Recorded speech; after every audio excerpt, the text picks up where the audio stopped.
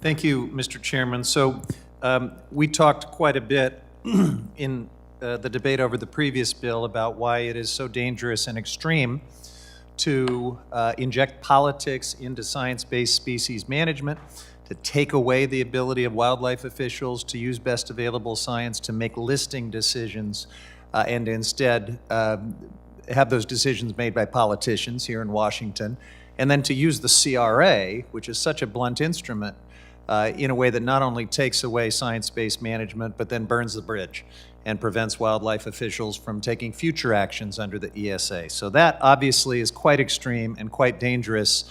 The same applies to this legislation, because the Endangered Species Act is not meant to just be a symbolic piece of legislation. It's meant to do things.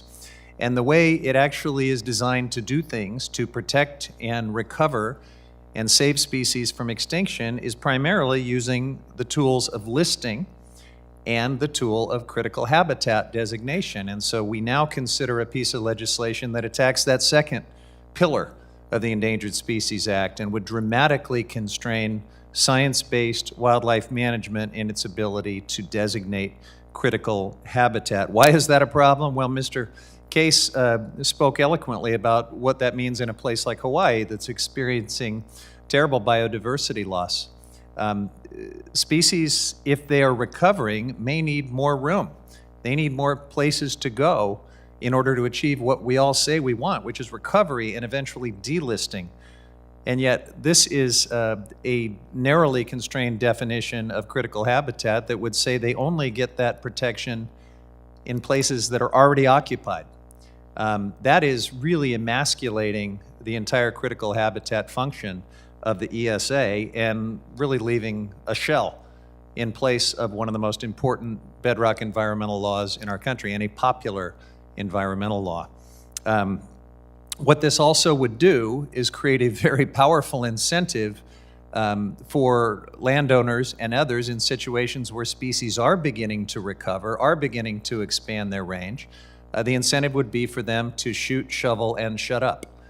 In other words, to kill any Endangered Species Act that begin to extend into new territories. So when you say you want to see recovery for species and delisting, you can't get there if you artificially constrain science-based wildlife management only to the places where these species that are teetering on the brink of extinction currently occupy. It just can't work that way. So I urge all of my colleagues to vote no on this very extreme and dangerous legislation, and we'll be discussing an amendment that might be able to fix it in a moment. Gentleman yields back. Is there further discussion?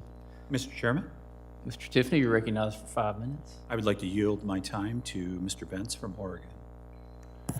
Thank you, Mr. Tiffany. I think I need to draw everyone's attention to the 2020 final rule, and I'll read the rule.